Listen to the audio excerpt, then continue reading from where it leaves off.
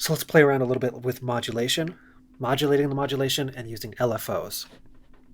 And this is all stuff we're going to do in Max, but you could apply it to really any toolkit. They just organize how the things connect to each other a little bit differently. Maybe they're built in, maybe they're pre-done, but I think you'll get the gist of it pretty quick. All right, let's start with what we kind of had previously. Let's use a sine wave generator called cycle. Start it at 100 hertz. Make sure that we have everything working the way we want to. I'm going to add a local on-off button, a toggle, so I can toggle the AC or the DAC on and off. Cool. All right. What do we need to do? We need to modulate this beast. All right. So we're going to get another multiplier. We're going to get this maybe a much higher value. Let's start with 1,000. I'm going to make it all positive just for convenience. And we'll grab another cycle. Sorry, we'll just copy this guy. Make the frequency 1. Oh, that's not plus. Is it plus? No, let's try it. I think it's +1. Okay. Let's make that. Oh, modulating 10 hertz, we're not going to hear that. Modulating 100 hertz, we might hear that. Okay, let's maybe modulate it to 200 hertz.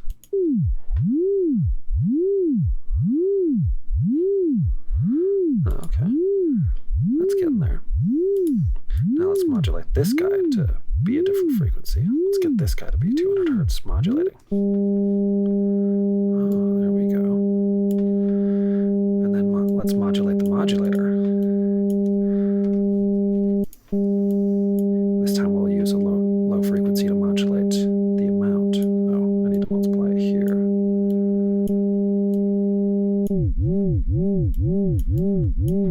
Okay, getting somewhere maybe. And maybe I want to have this also be all positive instead of doing that negative modulation thing.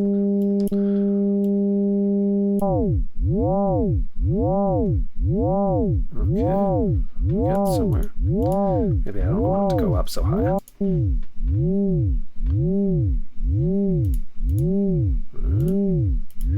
Decent. Maybe we want to speed this up. Or maybe we want to control this in real time. Let's go ahead and add an integer. Actually, let's add a floating number. We're using the hotkey F to get that floating number, and I to get the integer, or N, yeah, I to get the integer.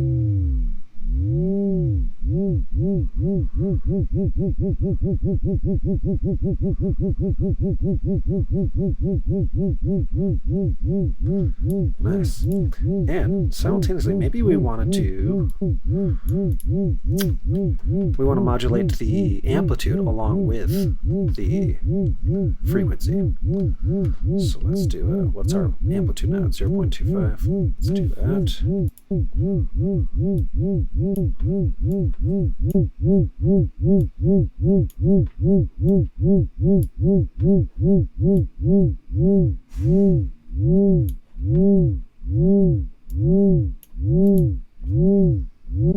I'd like to be that to be a little steeper.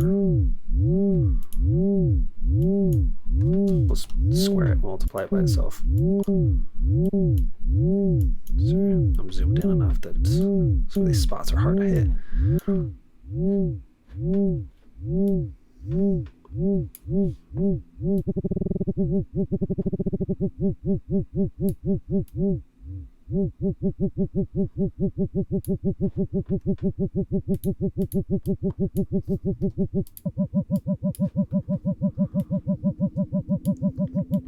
we can be really specific with these frequencies.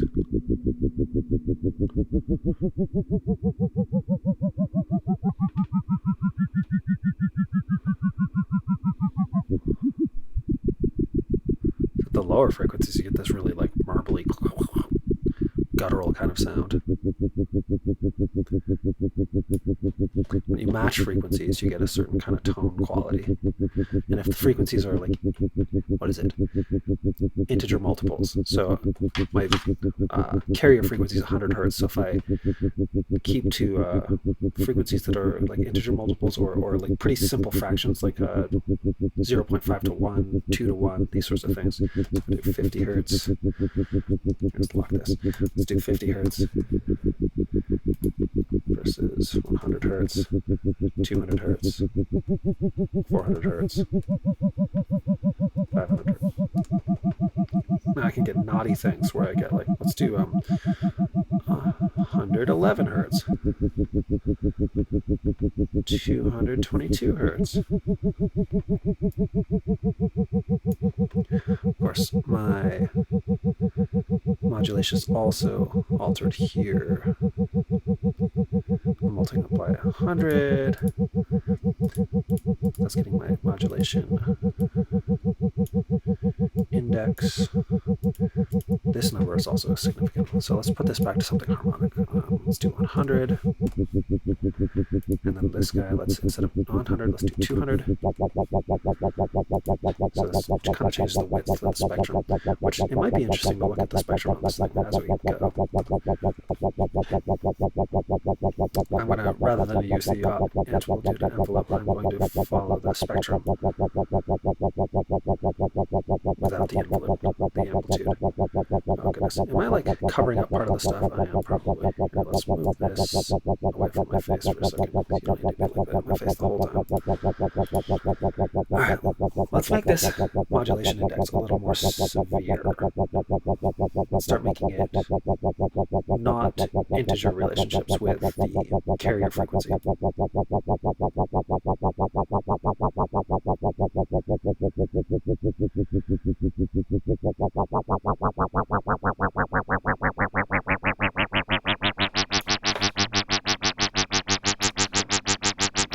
the index rather insane, to the point where we're getting frequencies way up in the spectrum. We should be able to exceed the Nyquist limit and start getting weird fold-over frequencies. Okay, hear that distortion start to come in as its frequencies are reaching the Nyquist, folding over and coming back down. 2,000, 20,000. You can get into a pretty good noise spectrum.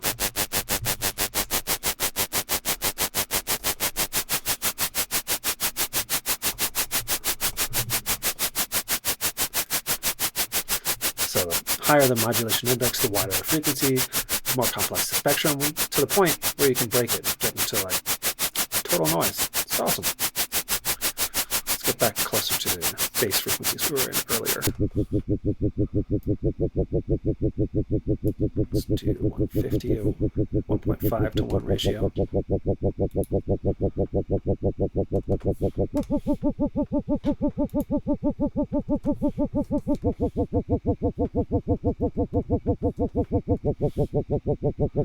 So this is the carrier modulator ratio that we're kind of playing with here. Kind of playing with it twice in a sense.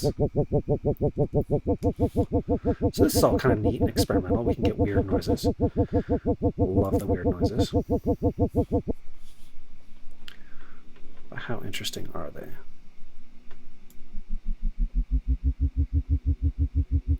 Oh, I'm sorry. I was referring to this as 100 hertz when it's not at all 100 hertz because the frequency is modulated here.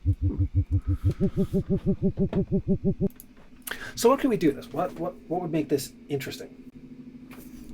Well, like sometimes, you know, this kind of like soft envelope of a sine wave is like not super interesting. Maybe we do want to get a hard envelope, something that was like a square wave or a sawtooth or something of that nature. So let's get a phaser back into this joint.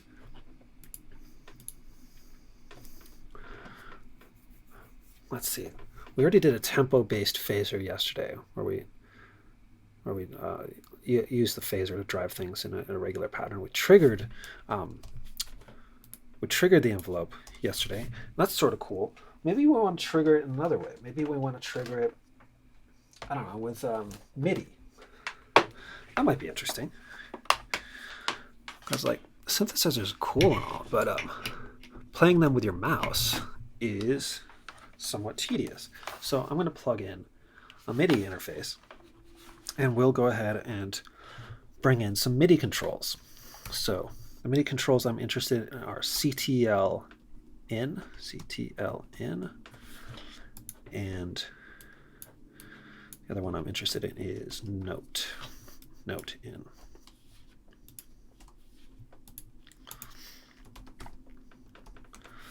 All right, let's just see what kind of activity we have on these things. Let's make sure these are, yes, these are notes. So down at the bottom of this particular controller, I have some buttons that I press that are notes. This is great. And then CTL in is the way I get my knobs and faders. So we have a knob and we have a fader. Now you'll notice the fader is, which fader is selected is coming out of the middle inlet here, and the fader position or data is coming out of the leftmost outlet. Once I know what fader number it is, I can actually do something kind of convenient, save myself some time, and just type in the fader number as an argument. And then I get the fader value, and if I turn other faders, if you check out the top one there, as I'm turning other faders or knobs or whatever it might be, you are seeing them all come out of this inlet, versus this guy is only coming out of the one here, which is great when you want to have like really specific controls of things. Now let's see, how can we, I want to just set these aside for a moment. You will also notice that these things are coming in the number range. The minimum is 0, the maximum is 127, and that has something to do with the MIDI byte bit format. We can talk about that at some point if anyone's interested. For now, let's just scale those numbers to something. We're going to use a tool called ZMap, which is super cool. It just takes a range of numbers in, 0 to 127, and we type in the range of numbers out. What were we playing with before? They were kind of fun. Let's say the lowest was 100, and let's say the highest is 400. And we'll use that to modulate this index. Let's just hear that real quick.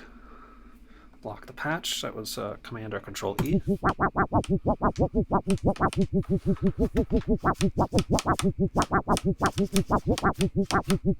That's kind of satisfying. Let's turn that off. All right, what else do we want to do here? Let's I would like to maybe like trigger some things with these buttons, like maybe trigger the amplitude envelope or something of this nature. So first thing I want to do is I want to only listen to the note when I press it. So it goes to 0, so it goes to 127. I don't want to listen to it when it releases at the moment. I just want to trigger it. I don't want to trigger and hold, I think. I might change my mind about that. Let's see. So I'm going to use this special object called strip note. Strip note just gives me the note on information. So it tells me when I have a note on, but doesn't do anything when I have a note off. So if you notice this guy, I'm going to do two notes. I'm going to do note on for 73, note on for 74. Now I'm going to release 73, which is going to cause the top number that says 74 right now to say 73, but the bottom number is going to say 74. Cool. So that just shows you it's not sending a number when the key is released. So that's going to be useful for like, I just want to trigger something versus like I'm pressing a key down and holding it. All right, let's see here. What do we need to play? I want to trigger something, but you know what? I don't want to trigger it with all the notes. I just want to trigger it on a specific note. So I'm going to use the select object, 73. All right, so that's going to, when it receives a 73, it's going to output a trigger or a bang in Mac's world. So I press this button, I get that little square lights up.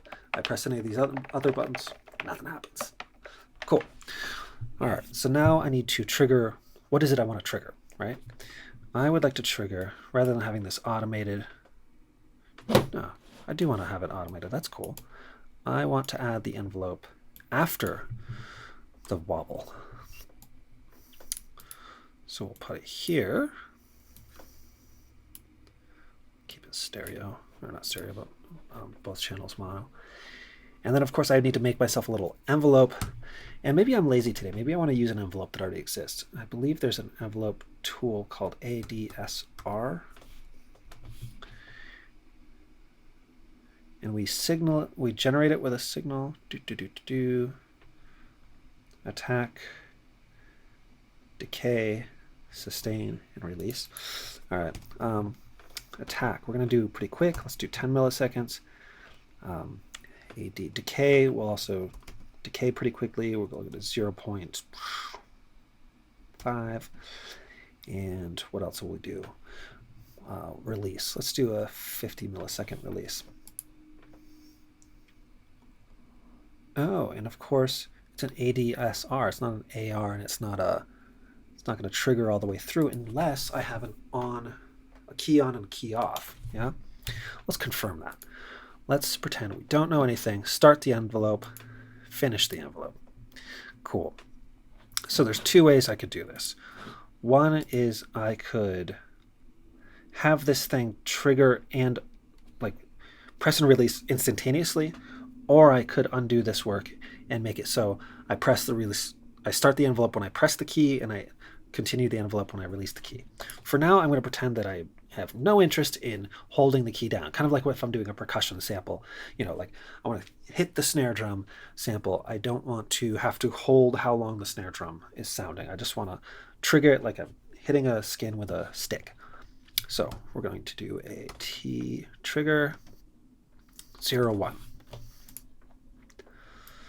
All right, so this is a, oh, and I have to make these floats because it's not going to listen to integers, perhaps.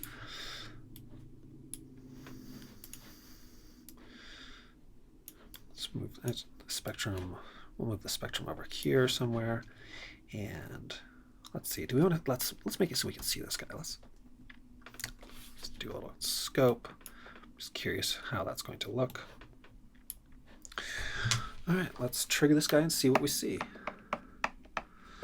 We have to turn on the audio for any of this to happen.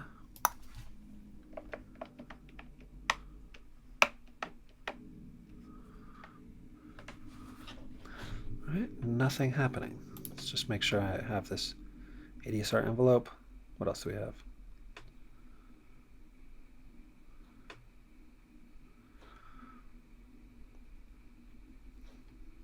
All right, it might be that it's just too fast. The thing's coming too fast. So I'm going to add a special delay called pipe.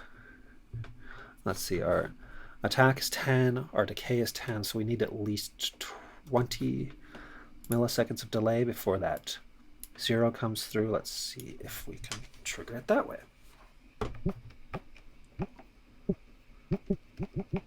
It's pretty short. Let's make this a bit longer. Let's make it 200 milliseconds. That should be quite easily audible.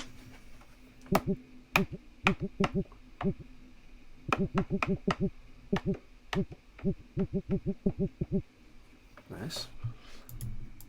And now that we have an envelope on here, we can go ahead and make this a little bit louder.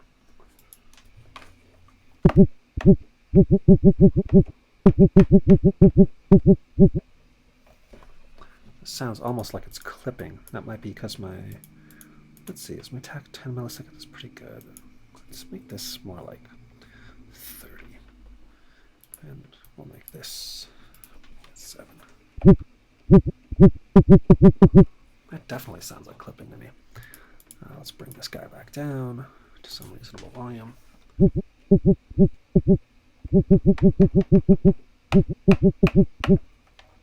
Yeah. Okay, we can trigger a sound that's somewhat satisfactory. but I'm actually a little annoyed with the feeling of it. I do like the idea of I press and I hold and release. So let's step this back a notch. So we're going to take these notes and we're going to pack them together into like a binded pair of sorts. Pack,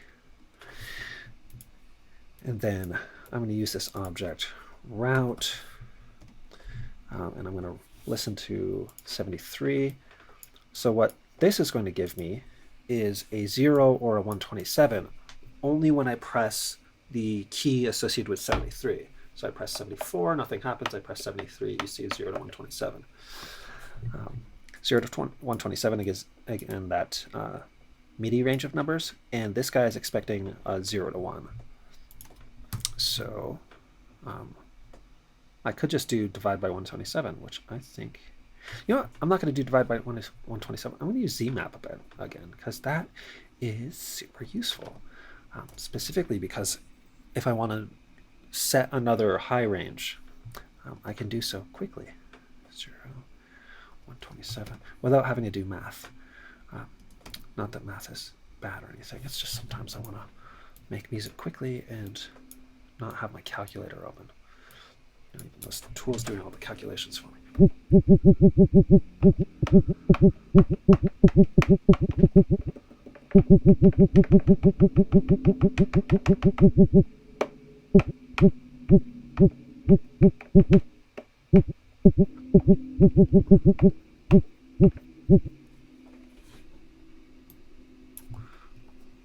Right. That is a nice thing about having the patch, having MIDI, is that I don't need to constantly lock and unlock the patch, because I can control things.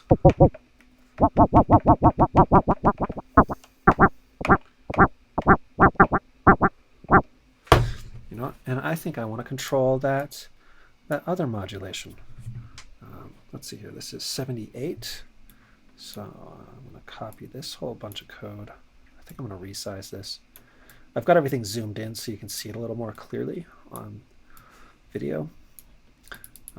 So the real estate's getting super tight. And we'll show you in a minute, perhaps, some ways to help with real estate. All right, I want to be able to go really low with this. Maybe down to like 0.125. And I don't want to go that high. Maybe just the beginning of audio rates, 20. We'll resize this a bit and route this up to here. And now we should be able to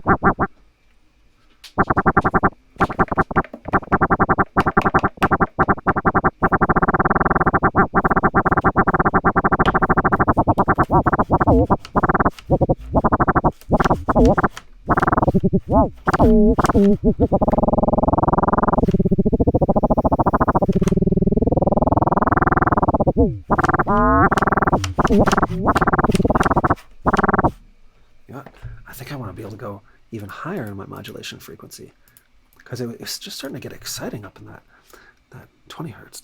Let's go to 80. Let's have a range that's a little more extreme. Maybe we don't use the whole range, but we...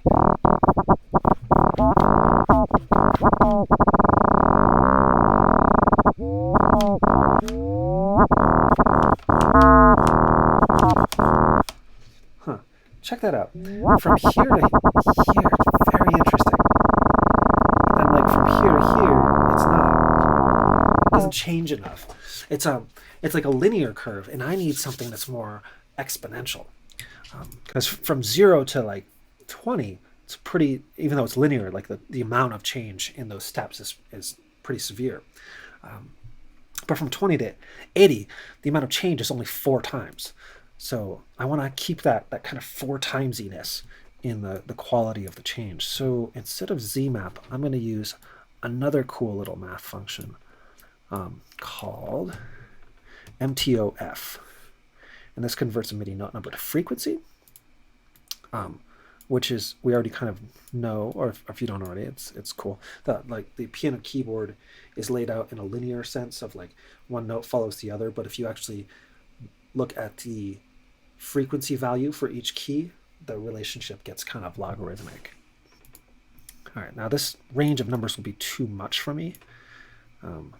Check it out.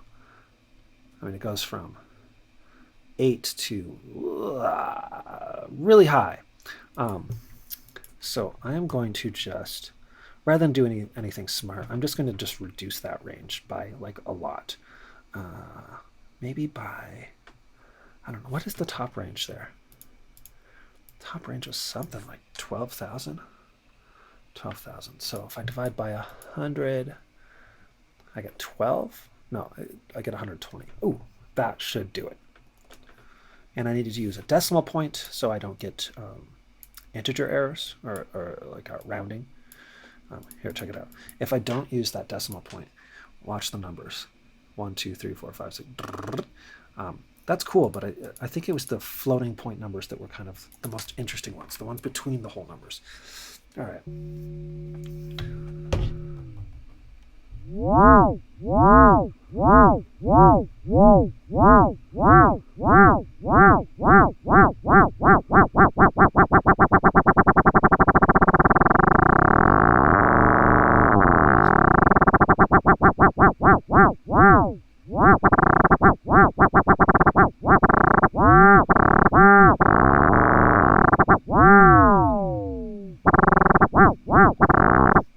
Okay, that's sort of getting there, but now we're the range of numbers is at the bottom end, kind of uninteresting. That really, really slow stuff is like not my favorite. And I'm running out of real estate really quickly, so I'm going to show you a cool thing we can do. I'm going to keep that number visible because it's helpful. I'm going to encapsulate these numbers, and I can't remember if it's in the right-click menu or not. I do not see it in the right-click menu.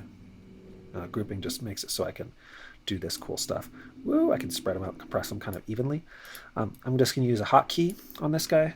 It's a Command-Shift-E or Control-Shift-E, depending on your OS. All right, so this just encapsulated it into a subpatch. I'm just going to call it maths. All right, so we have our function here. Oops. Got our little function here that gave us a range. I'm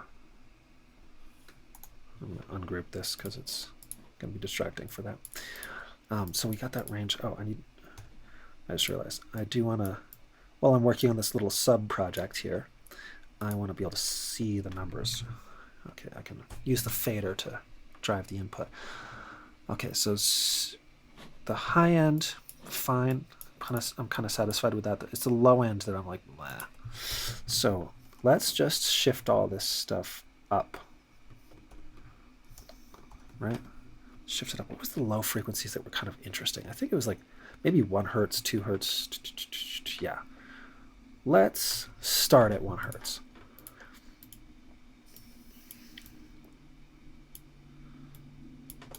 And see how that goes for us. Do you know what?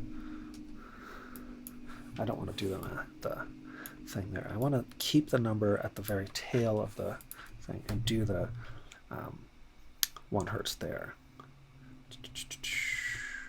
+1. Now you may be asking, why am I using divide and plus instead of ZMAP? It's a really good question, because I think it might be better to go ahead and skip trying to do all the calculations in our heads and guess and experiment over and over again on what range of numbers might be cool. We know that this range of numbers is roughly 8 to 12,000-ish. These are good ballparks. And I like that number 1 being the lowest and 125 being the highest, in which case we can get rid of these two objects, throw this guy in. We still get the logarithmic curve based on MTOF, but the linear part where it's like I'm multiplying and offsetting, I can just do with ZMAP. I don't have to reinvent the wheel here. Okay, let's check out how that sounds.